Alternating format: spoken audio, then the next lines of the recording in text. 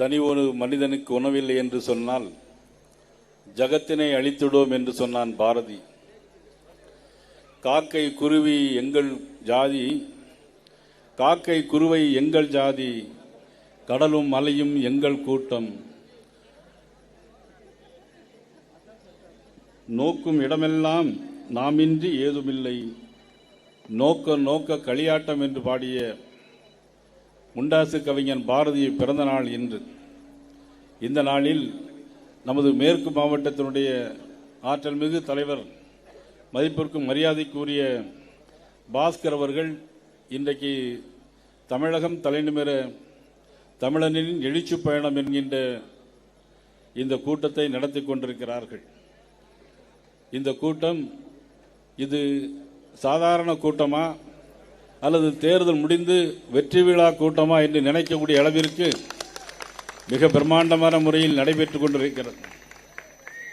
இந்த கூட்டத்தில் அனைத்து இந்திய அண்ணா திராவிட முன்னேற்ற கழகத்தினுடைய இந்த பகுதியினுடைய மாவட்ட செயலாளர், இந்த பகுதியினுடைய சட்டமன்ற உறுப்பினர், மதிப்பிற்கு மரியாதைக்குரிய அலெக்சாண்டர் அவர்களே, முன்னாள் அமைச்சர், மாவட்ட கழகத்தினுடைய செயலாளர், எனது பேரன்பிற்கும் பெரும் மரியாதைக்குரிய மாதவரம் மூர்த்தி அவர்களே, முன்னாள் அமைச்சர், அண்ணா திராவிட முன்னேற்ற கழகத்தின் மாவட்ட கழக செயலாளர், எனது அன்புக்குரிய தம்பி பெஞ்சமின் அவர்களே, இந்த நிகழ்வில் கலந்து கொண்டிருக்கின்ற மாநில பொதுச் செயலாளர் கருப்பு முருகானந்தம் அவர்களோடு இந்த நிகழ்ச்சியை தமிழகமெங்கும் தொடர்ந்து நடத்தி கொண்டிருக்கின்ற தஞ்சை இளங்கோ, லோகநாதன், மகா சுசீந்திரன் அவர்களுக்கும், தமிழ் மாநில காங்கிரசுடைய மாவட்ட தலைவர் சுந்தரம், செல்வி தாமு மற்றும் KS ராதாகிருஷ்ணன் அவர்கள், ஆனந்த பிரியா, முன்னாள் சட்டமன்ற உறுப்பினர் காயத்ரி தேவி, முன்னாள் மாவட்ட தலைவர் மனோகர், முன்னாள் மாவட்ட தலைவர் சென்னை சிவா, மாநில செய்தி தொடர்பாளர் ANS பிரசாத், அயலக பிரிவு மாநிலத்தில் சுந்தரம், சிந்தனையாளர் பிரிவு கோவர்த்தன், உள்ளாட்சி மேம்பாடு பாஸ்கர், அரசு தொடர்பு சூரிய நாராயணன் மற்றும் நிகழ்ச்சியில் கலந்து கொண்டிருக்க G ராதாகிருஷ்ணன், குமரன், பிரகாஷ், சத்யா, ராஜு உள்ளிட்ட மண்டல பொறுப்பாளர்கள் மற்றும் மாவட்ட நிர்வாகிகள், அனைத்து இந்திய அண்ணா திராவிட முன்னேற்ற கழகத்தினுடைய ஒன்றிய கழகத்தினுடைய செயலாளர்கள், அதனுடைய சார்பு அமைப்பினுடைய பொறுப்பாளர்கள் அனைவருக்கும் எனது பணிவு கலந்த வணக்கத்தை நான் தெரிவித்துக் கொள்ள கடமைப்பட்டிருக்கிறேன்.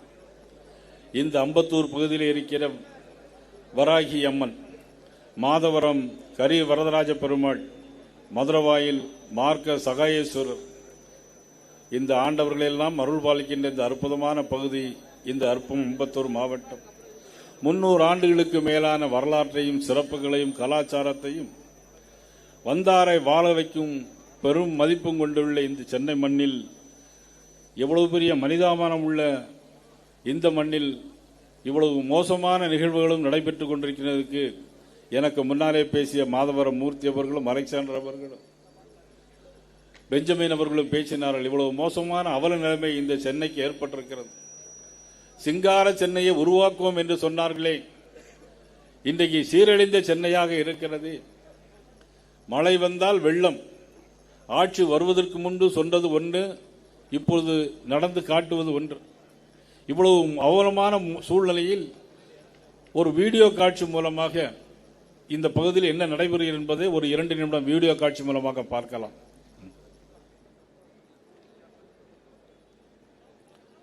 அந்த பகுதியில் வீடியோ தெரியுதில்ல, இல்ல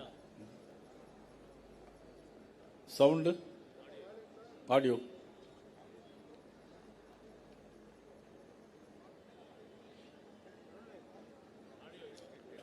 ஆடியோ வரல.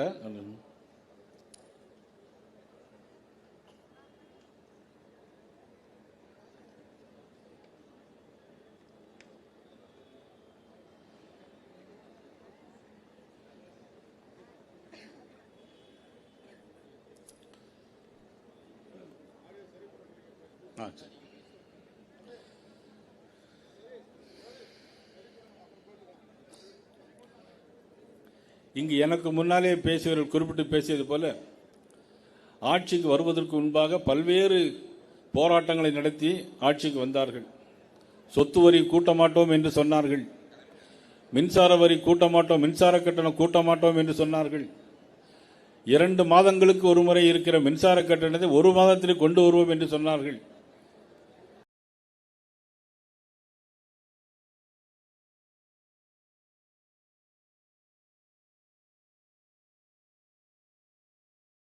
அன்றைக்கு அண்ணன் எடப்பாடியார் ஆட்சிகளை விமர்சித்த போது இப்படி ஒரு ஆட்சியா என்று விமர்சனம் செய்த இன்றைய முதலமைச்சர் மதிப்புக்குரிய ஸ்டாலின் அவர்கள் இன்றைக்கு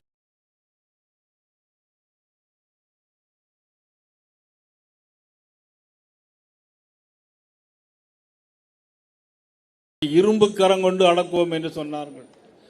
இன்றைக்கு இரும்பு கரம் அல்ல, எல்லா கரமும் இன்னைக்கு துருப்பிடித்த கரமாக மாறி இருக்கிறது. ஆட்சிக்கு வருவதற்கு முன் இன்னைக்கு அவருடைய கரமெல்லாம் என்ன கரம்? துருப்பிடித்த இரும்பு கரமாக மாறிவிட்டது. பாலியல் பலாத்காரங்கள் எங்கு பார்த்தாலும் கஞ்சா போதை விற்பனை. பள்ளிக்கூடங்களில் மட்டுமல்ல, கல்லூரிகளில் மட்டுமல்ல, கிராமமாக இன்னைக்கு கஞ்சா விற்பனை அதிகமாகிக் கொண்டிருக்கிறது. சென்னையிலே பெரிய ஹோட்டல்களில் மெத்தபெட்டமைன் ஆக இந்த போதைப் பொருட்களும் இன்னைக்கு விற்பனை ஆகி கொண்டிருக்கிறது. இதனால் என்ன நடைபெறுகிறது? நாட்டில் கஞ்சா போதை போட்டுக்கொண்டு சிறு குழந்தைகள் கூட விட மாட்டார்கள். பாலியல் வன்கொடுமைக்கு 3 வயது குழந்தை கூட தப்பவில்லை. அலெக்சாண்டர் சொன்னதை போல 70 வயது பெண்கள் கூட தப்பிவிட முடியவில்லை. இன்றைக்கு குழந்தைகளுக்கு எதிரான வீடியோ ரெடியா இருக்கா, ஆடியோ ரெடியாக்ஷன் பண்ணணும்.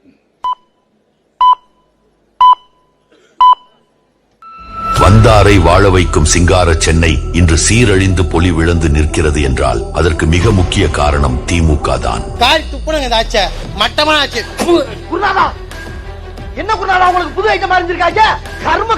திமுகவில் இருந்து ஸ்டாலின், உதயநிதி ஸ்டாலின், மா சுப்பிரமணியன், தாமோ அன்பரசன், சேகர் பாபு என முதல்வர், துணை முதல்வர் உட்பட 5 அமைச்சர்கள், 15 எம்எல்ஏக்கள், 3 எம்பிக்கள் இருக்கிறார்கள்.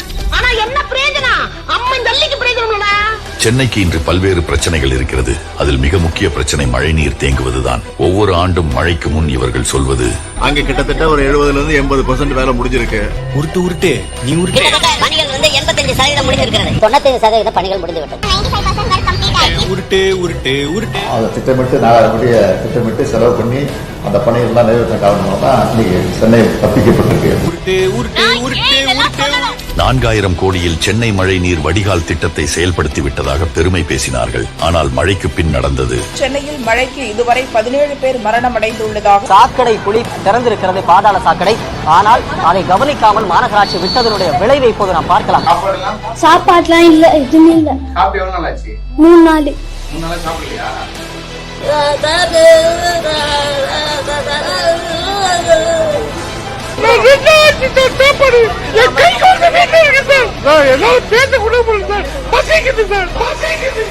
ஒவ்வொரு ஆண்டும் 4000 முதல் 5000 கோடி என ஒதுக்கும் நிதிகள் எங்கே போகிறது?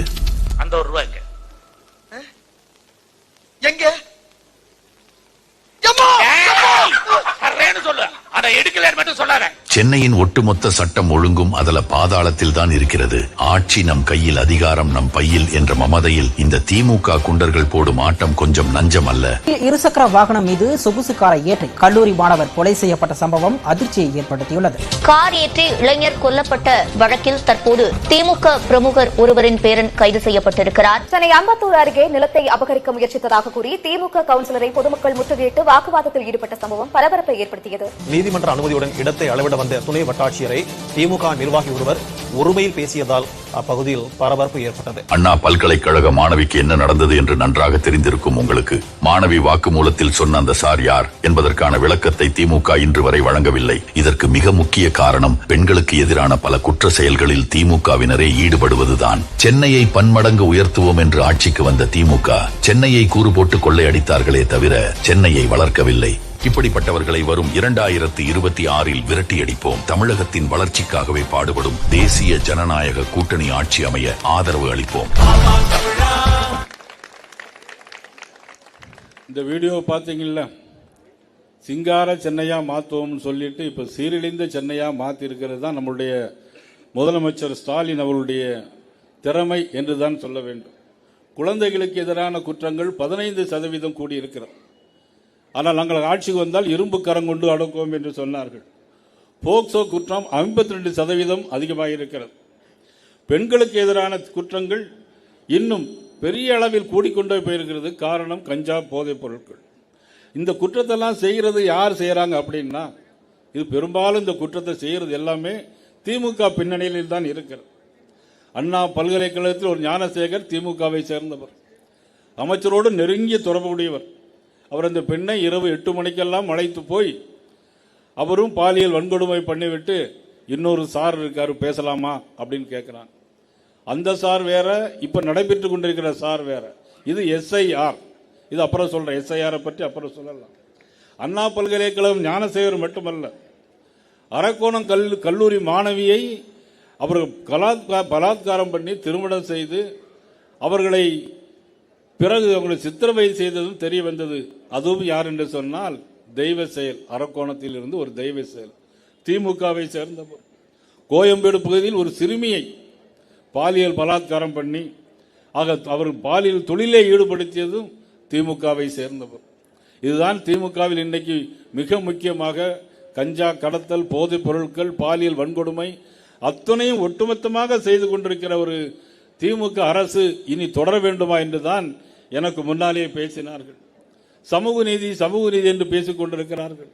எங்கே சமூக நீதி இருக்கிறது? இங்க பள்ளிக்கூட ஹாஸ்டல்ல மட்டும் சமூக நீதி என்று போர்டு மட்டும் போட்டுக்கொண்டால் போதுமா? ஆனால் துப்புரவு தொழிலாளர்கள் என்ன நிலைமையெல்லாம் பண்ணார்கள். தாங்கள் ஆட்சிக்கு வந்தால் துப்புரவு பணியாளர்களை நிரந்தரம் செய்வோம் என்று சொன்னார்கள். ஆனால் என்ன நடந்தது? மவுண்ட் ரோட்டிலே அவர்கள் உண்ணாவிரதம் இருந்தார்கள். ஒரு பகுதியில் இருந்த இடத்தை எல்லாம் மாற்றி நீதிமன்ற உத்தரவு என்று சொல்லி அவர்களை படாத பாடுபடுத்தி இப்பொழுது காலையில் உணவு கொடுக்கிற அளவுக்கு இன்னைக்கு அவர்களுடைய நிலைமை கீழே இறங்கி வந்திருக்கிறது. காரணம், இன்னைக்கு ஒரு கருத்து கணிப்பு வந்திருக்கிறது.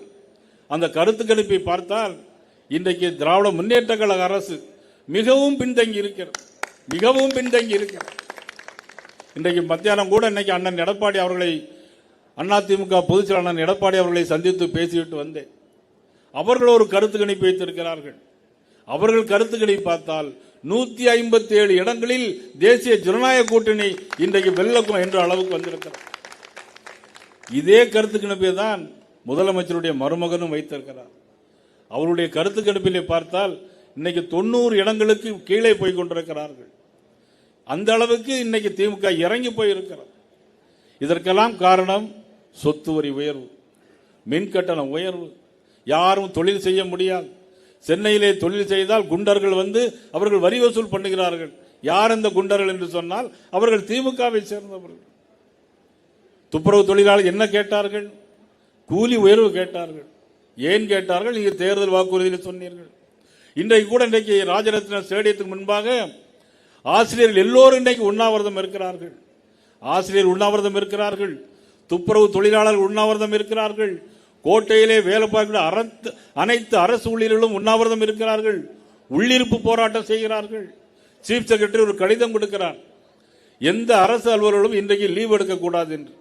ஏன் என்று சொன்னால் எல்லோரும் உள்ளிருப்பு போராட்டம் நடத்த முடிவு செய்து விட்டார்கள். ஆனால் சீஃப் செக்ரட்டரி மறைமுகமாக அவர்களுக்கு இன்னைக்கு எச்சரிக்கை விடுக்கிறார்கள்.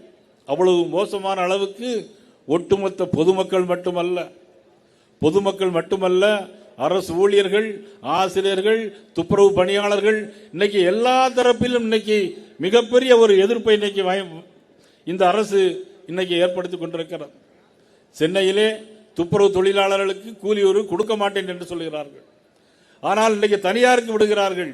ஒரு கழிவறையை மட்டும் 300 ரூபாய். ஆனால் கூலி உயர்வு கொடுப்பதற்கு தயங்குகிறார்கள். ஒரு கழிவறை கழுவதற்கு 300 ரூபாய் என்று சொன்னால் அதில் இருக்கிற மீதி பணத்தை எல்லாம் யார் கொள்ளையடிக்கிறார் என்று சொன்னால் சம்பந்தப்பட்டவர்கள் தான். இன்றைக்கு திமுகவை சேர்ந்தவர்கள் இன்றைக்கு கொள்ளையடித்துக் கொண்டிருக்கிறார்கள். திமுகவை சேர்ந்த 17 பேர் மீது வழக்கு இருக்கிறது, இடி வழக்கு இருக்கிறது. இன்றைக்கு எல்லாரும் நினைத்துக் கொண்டிருக்கிறார்கள், ஒரு திமிராக பேசுகிறார்கள் திமுகவை சேர்ந்தவர்கள். இது எதை காட்டுகிறது என்று சொன்னால் அழிவின் விளிம்பில் இருந்த திமுக அரசை இன்னைக்கு நான் எச்சரிக்க விரும்புகிறேன். இன்னைக்கு திமுக அமைச்சர்கள் எத்தனை பேர் உள்ள போவார்கள் என்று யாருக்கும் தெரியாது. இன்னைக்கு காரணம், அவர்கள் செய்த ஊழல் இன்னைக்கு நிறைய அம்பலமாகி கொண்டிருக்கிறது. அதுதான் இன்றைக்கு எனக்கு முன்னாலே பேசியவர்கள் குறிப்பிட்டு பேசினார்கள். தேசிய ஜனநாயக கூட்டணி நிச்சயமாக ஆட்சிக்கு வர வேண்டும் என்று பேசியிருக்கிறார்கள். இன்றைக்கு மழை வெள்ளத்திலே இந்த வீடியோவில் பார்த்திருக்கலாம், 4000 கோடி ரூபாய் செலவு பண்ணியிருக்கிறார்கள். ஆனால் 400 ரூபாய் செலவு பண்ணதாக எங்கேயுமே இல்லை. எல்லா இடங்களிலும் குண்டும் குழியுமாக இருக்கிறது. நாங்கள் ஆட்சிக்கு வந்தால் ஒரு சொட்டு நீர் தேங்காது என்று சொன்னார்கள். இன்றைக்கு வெள்ளம் அடித்துக் கொண்டே போய் கொண்டிருக்கிறது. 2023ஆம் ஆண்டு அம்பத்தூர் இண்டஸ்ட்ரியல் எஸ்டேட் நாங்கள் இன்னைக்கு ஒரு ஆய்வு செய்துவிட்டு வந்தோம். அம்பத்தூர் இண்டஸ்ட்ரியல் எஸ்டேட்டில் மட்டும் 2000 கியூசெக்ஸ் தண்ணி வந்திருக்கிறது. ஆனால் வடிகால் இல்லை. அம்பத்தூர் ஏரி நிரம்பி வழிகிறது. ஆனால் வடிகால் இல்லாமல் இன்றைக்கு சீரழிந்து கொண்டிருக்கிறது. அந்த தொழிலதிபரெல்லாம் இன்னைக்கு மிகவும் வேதனைப்பட்டு கொண்டிருக்கிறார்கள். ஸ்டாலின் தான் வராரு, விடியல் தான் தர போறாரு அப்படின்னாங்க.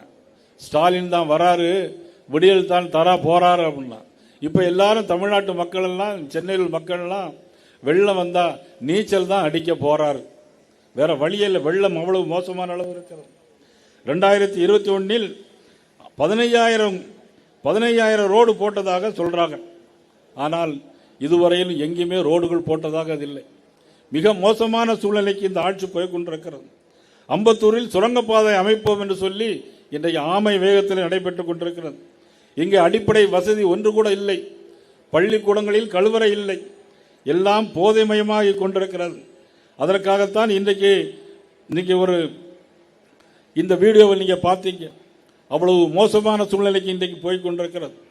மாணவர்களுக்கு மெட்ரோ ரயிலில் மானிய டிக்கெட் தருவோம் என்று சொன்னார்கள். இதுவரையிலும் தரவில்லை. ஆக இவ்வளவு மோசமான ஆட்சி நடைபெற்றுக் கொண்டிருக்கிறது. என்ன தந்தார்கள் என்று கேட்கிறார்கள். மத்திய அரசு என்ன தந்தது என்று கேட்கிறார்கள். தமிழகத்தை பொறுத்தமட்டில் இதுவரையிலும் 14,83,000 கோடி ரூபாய் தந்திருக்கிறது.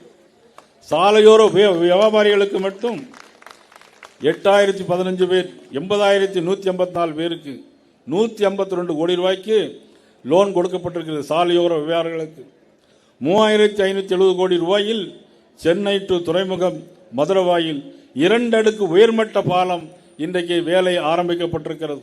மத்திய அரசு கொடுத்தது. மத்திய அரசு பாரதமர் நரேந்திர மோடி அவர்கள் 3,570 கோடி ரூபாய் இன்றைக்கு 2,800 மாணவர்களுக்கு இதே மாவட்டத்தில் மட்டும் 2,800 மாணவர்களுக்கு மட்டும் 7 கோடி ரூபாய் கொடுக்கப்பட்டிருக்கிறது.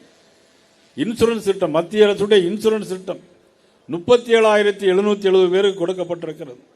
வந்தே பாரத் ரயில்கள் தமிழகத்தில் 12 ரயில்கள் ஓடுது.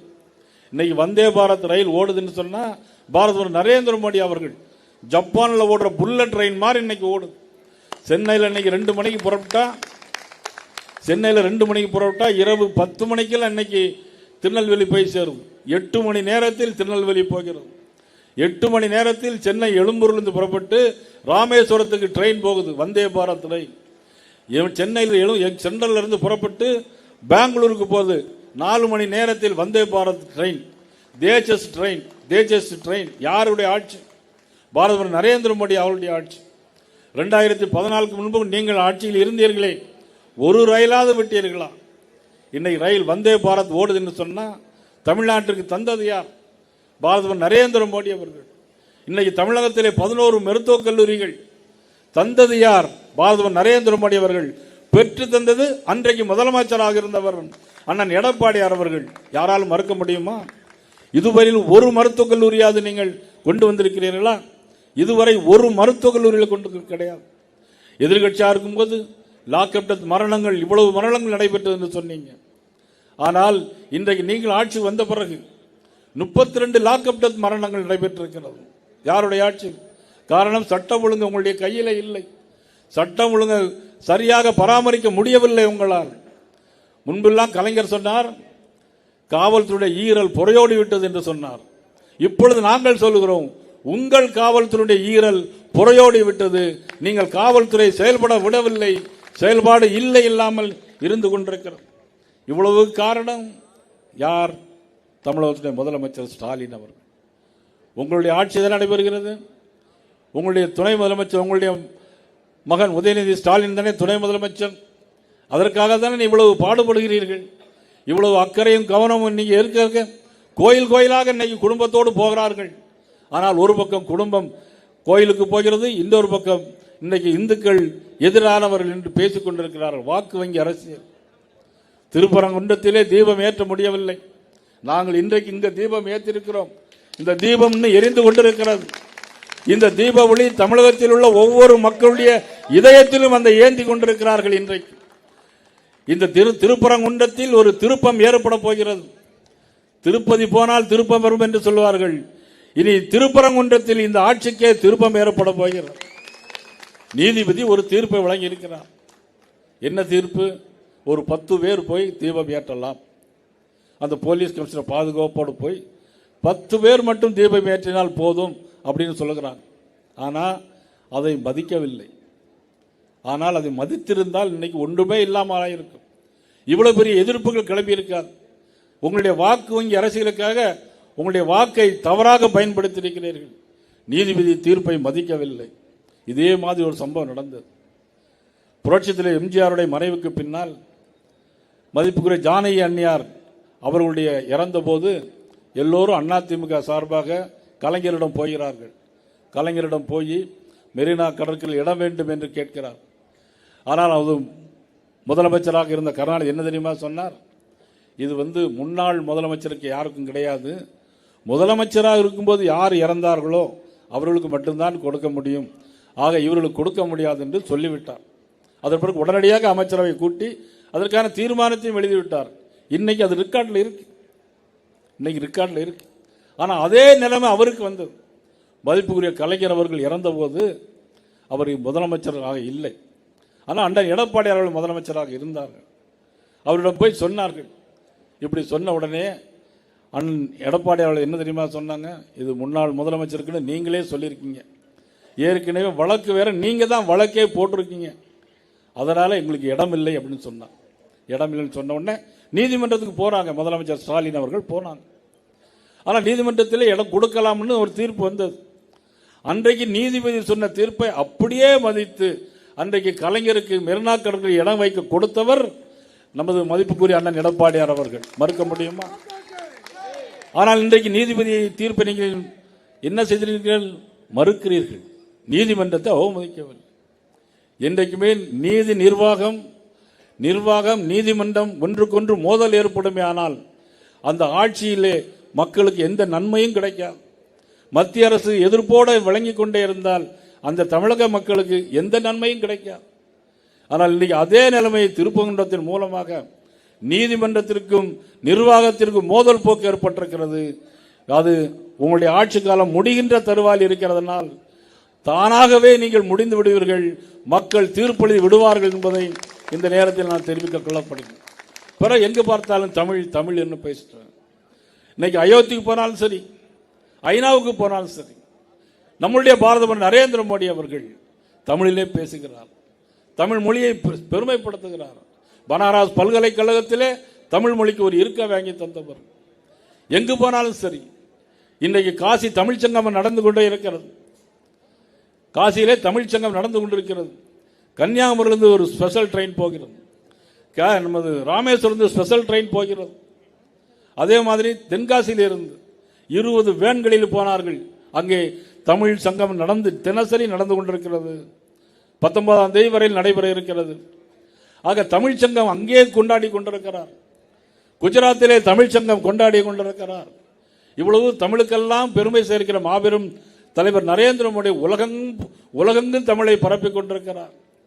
இன்றைக்கு அந்த அளவிற்கு தமிழை நேசிக்கக்கூடிய மாபெரும் தலைவராக விளங்கிக் கொண்டிருக்கின்ற நமது பாரத நரேந்திர மோடியுடைய ஆட்சி கூட்டணி, தேசிய ஜனநாயக கூட்டணி ஆட்சிக்கு வர வேண்டும். அதற்காக உருவாக்கப்பட்ட ஒரு அற்புதமான கூட்டணி. இன்னொரு வீடியோ பார்க்கலாம் பாருங்க. இன்னொரு வீடியோ. இப்ப தமிழ்நாட்டில் ஒட்டுமொத்தமா என்ன நடக்குன்னு பார்க்கலாம். சென்னை மக்கள் கவர்மெண்ட் மணி கரப்ஷன், இந்த கவர்மெண்ட் வந்ததுனால கிரைம் கேசஸ் ஜாஸ்தியான மாதிரி இருக்கு. அவங்க எப்படியாவது ஆட்சி பண்ணணும், எல்லா தப்பையும் மறைக்கணும், அந்த ஒரு மைண்ட் செட்ல தான் இருக்க மாதிரி எனக்கு தோணுது.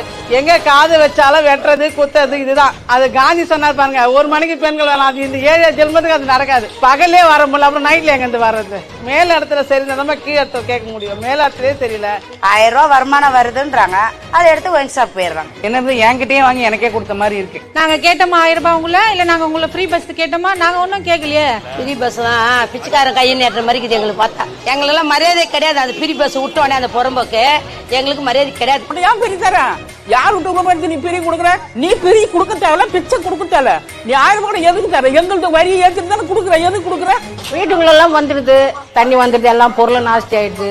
மழை பெஞ்சி வண்டி எல்லாம் போகுது இல்ல, அந்த தண்ணி ஃபுல்லா என் வீட்டுள்ளதான் வருது. தண்ணி இவ்வளவு நிக்கும் கன்ஃபார்மா நீங்க பார்க்கலாம். இந்த இடத்துல வந்து ட்ரைனேஜும் ப்ராப்ளம், அது மெட்ரோ வாட்டரும் ப்ராப்ளம். ஆட்சி வந்து காரி துப்புறது கூட நாங்க ரோட்ல துப்ப மாட்டோம், எங்க பாக்கெட்ல நாங்க துப்பி அந்த மாதிரியான ஒரு ஆட்சி. அது நீங்க காலையில வந்தீங்கன்னா தெரியும், ஒரே சேரி ஈரமா இருக்கும். 4000 கோடி செலவு பண்ணான்னு எதுன்னு தெரியலையே. தண்ணி நிக்கலங்கிறாங்களா?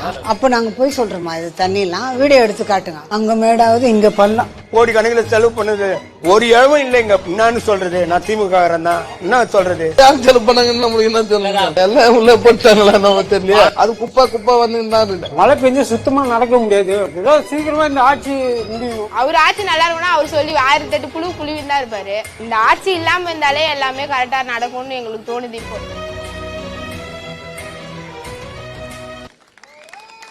இந்த வெள்ளத்துக்கு தான் 4000 கோடி ரூபாய், 4000 கோடி ரூபாய் இதுக்கு தான் செலவு பண்ணியிருக்கிறாங்க. அதன் பிறகு தமிழக வெற்றி கழகம், தமிழக வெற்றி கழகத்தினுடைய தலைவர் கரூருக்கு போகிறார். அந்த நிகழ்ச்சிக்கு அவர் 12 மணிக்கு வருவதாக இருந்தது. ஆனால் வந்து சேரும்போது இரவு 7 மணி ஆகிவிட்டது. அவர் வந்த உடனே என்ன பண்ணார்னா மைக் எடுத்துட்டு 10 ரூபா பாட்டிலுக்கு 10 ரூபா பாட்டிலுக்குன்னு ஒரு பாட்டு படித்தார். 10 ரூபா பாட்டிலுக்குன்னு உங்களுக்கு தெரியுமில்ல எல்லாருக்கும்? யாருக்கும் தெரியாதா? 10 ரூபா பாட்டிலுக்கு 10 ரூபா பாட்டில். அவர் மட்டும் கரெக்டாக சொல்றாரு. அவர் அந்த டாஸ்மாகில் பகலில் 10 ரூபாயும் ராத்திரி 20 ரூபாயும் கமிஷன் வாங்குறான். அதை சொல்றதுக்காண்டி அவர் பாட்டு படிச்சுட்டு இருந்தார். உடனே கரண்ட் ஆஃப் ஆகுது. கரண்ட் ஆஃப் ஆகுது, அவர் மேலே செருப்பை வீசுறாங்க. கரண்ட் ஆஃப் ஆகுது, போலீஸ் லத்தி சார்ஜ் பண்றாங்க.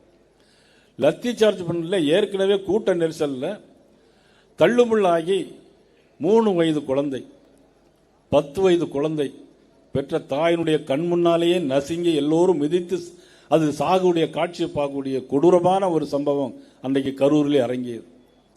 கேட்ட இடத்துல பெர்மிஷன் கொடுக்கல.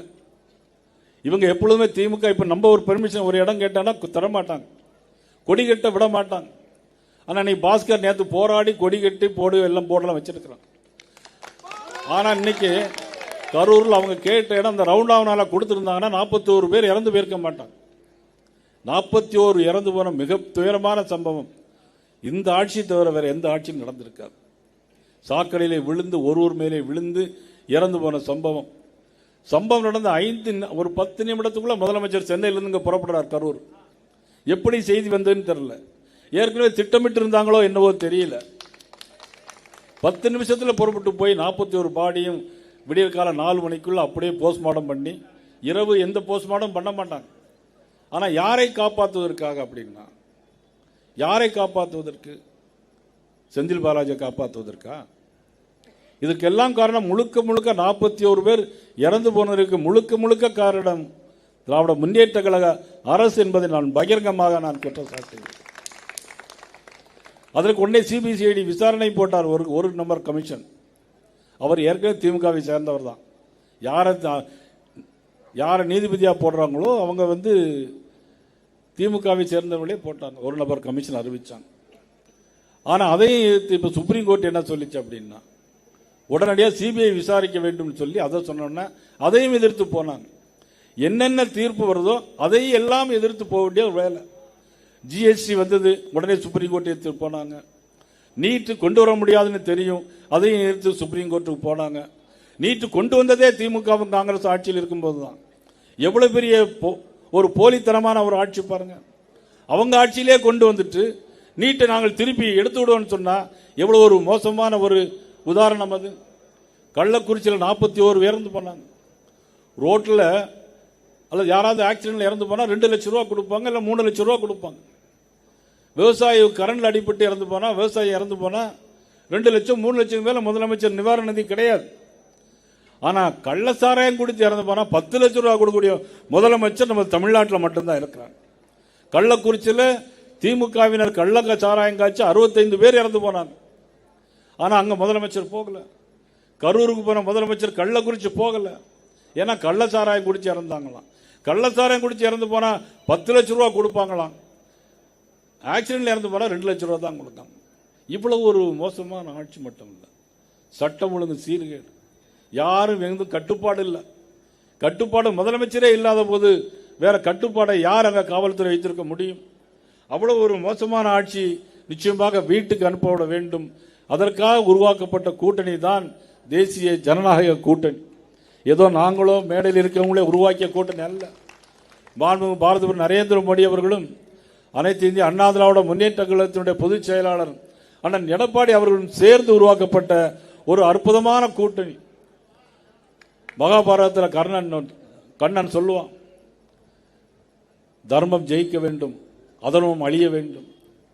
தர்மம் ஜெயிக்கணும், அதற்காக இறைவனால் விடப்பட்ட ஒரு தூது கண்ணனுடைய தூது என்று மகாபாரதத்தில் சொல்லும். அது மாதிரி இப்பொழுது இந்த அதர்ம ஆட்சி அழிய வேண்டும், தர்மத்தின் ஆட்சி வளர வேண்டும், தமிழ் மக்கள் வாழ வேண்டும் என்பதற்காக தேசிய ஜனநாயக கூட்டணிக்கு உங்களது ஆதரவை தர வேண்டும் என்று கேட்டு, அதில் அண்ணா திராவிட முன்னேற்ற கழகம், தமிழ் மாநில காங்கிரஸ், புதிய நீதி கட்சி மற்றும் எல்லா கட்சிகளும் இணைந்து போட்டியிடுகின்ற எந்தெந்த சின்னங்களில் போட்டியிடுகிறதோ அந்தெந்த சின்னங்களில் அமோக வாக்கு வித்தியாசத்தில் வெற்றி பெற செய்யுமாறு உங்களை எல்லாம் அன்போடு கேட்டு வருகின்ற உங்கள் அனைவருக்கும் எனது இதனை சிறப்பான முறையில் ஏற்பாடு செய்த பாஸ்கர் அவர்களோடு தோளோடு தோள் என்ற இந்த மண்டல செயலர் தலைவர் அனைவருக்கும் எனது மனமார்ந்த நன்றியும் வணக்கத்தையும் கூறி விடைபெறுகிறேன்.